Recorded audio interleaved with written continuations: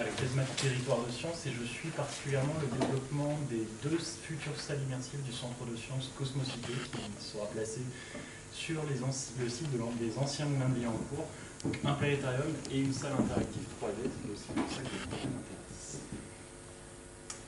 Jonathan Bazin, donc moi je suis directeur du développement et de l'ingénierie culturelle aussi à ce qu'on appelle maintenant Territoire de Sciences, donc qui regroupe la CASMAT, Cosmocité qui ouvrira et donc l'animation territoriale, tout ce qui se fait aussi sur le territoire métropolitain. Du coup moi j'ai un axe aussi sur l'animation territoriale avec un label de sciences avec et pour la société, donc qui a été obtenu par l'UGA et avec lequel on a un partenariat. Donc moi ça m'intéresse aussi, cette dimension-là d'arriver à articuler la science et la société. Bonjour, Denis Séranger, réalisateur. J'enseigne auprès des Master 2 au premier semestre l'initiation cinéma. J'enseigne aussi pour les Masters de communication audiovisuelle et Chirol. Voilà.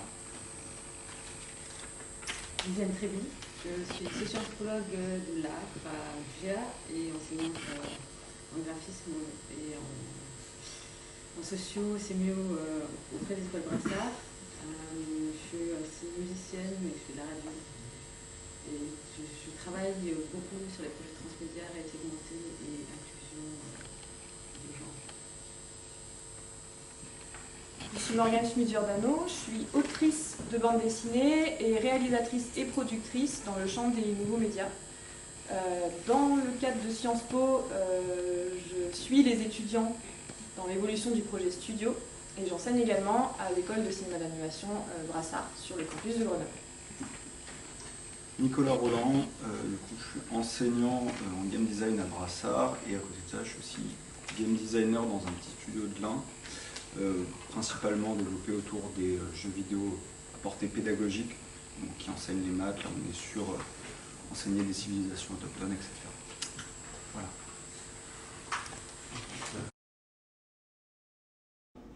Donc bonjour Viviane Tréby.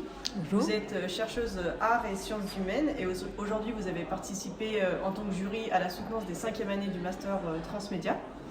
Donc tout d'abord notre première question, ça serait qu'est-ce que vous avez pensé de ces soutenances en général et des projets portés par les étudiants? Alors j'ai trouvé que les soutenances étaient bien menées parce qu'elles étaient dynamiques. Il y avait vraiment une distribution de la parole qui n'est pas toujours facile lorsque les groupes sont nombreux. Et qu'il y avait vraiment un souci de penser des projets, même s'ils ne sont pas toujours aussi détaillés qu'ils le souhaitent, mais vraiment une inscription dans une faisabilité du projet. Donc on n'est pas juste dans une spéculation ou dans une projection, et qui est en fait assez inspirante. Je trouve que cette possibilité de voir une concrétisation possible des projets, ça je trouve ça très inspirant. Par rapport à d'autres jurés que j'ai pu faire, où on restait vraiment dans une idée comme ça de projet de fin d'année.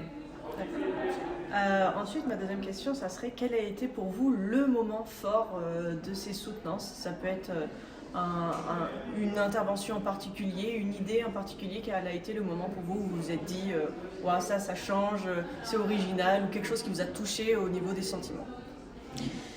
Difficile parce que je trouve que chaque projet était m'engageait différemment intellectuellement et peut-être sensiblement. Alors il n'y a pas tout à fait eu un moment particulier. J'aime beaucoup les écritures transmédia. En fait, moi, à chaque fois, sous chaque présentation, j'ai voulu voir en fait les développements futurs. Vraiment. Peut-être par rapport à d'autres soutenances que j'ai pu faire, me dire « Ah tiens, comment ils vont faire ?» Quand je me pose cette question, notamment la question de l'écriture, du montage, de la réalisation, c'est qu'il y a quelque chose qui est déjà bien engagé de la part de ma réception et de la part de la compréhension. Donc c'est vraiment très bien. J'ai envie de savoir en fait comment ça va finir tout ça. Et pour terminer, si vous auriez un ultime conseil à donner à ces groupes, quel serait ce conseil ? Alors déjà de vraiment aboutir ce sur quoi ils ont travaillé, de pas mettre la charrue avant les bœufs, parce que ça c'est une manière de se disloquer, de s'essouffler, mais vraiment d'aller par étapes et de concrétiser, de finir chaque chose. Parce que c'est comme ça qu'en fait, on fait parler de soi, on développe un réseau. Et on ne développe pas de réseau juste parce qu'on a une idée, jamais. Eh bien, merci beaucoup pour ce petit temps passé avec nous et bonne journée à vous. Merci, Wadi. Bonjour Nicolas Roland. Bonjour. Vous êtes game designer et vous enseignez notamment à l'école Brassard le cours de game design. C'est ça. Vous êtes venu ici en tant que membre du jury pour la soutenance des 5e années du Master Transmédia. Donc tout d'abord, notre première question, ça serait qu'avez-vous pensé en général de ces soutenances ? Alors moi c'est ma première soutenance avec des élèves de master, donc c'était super intéressant.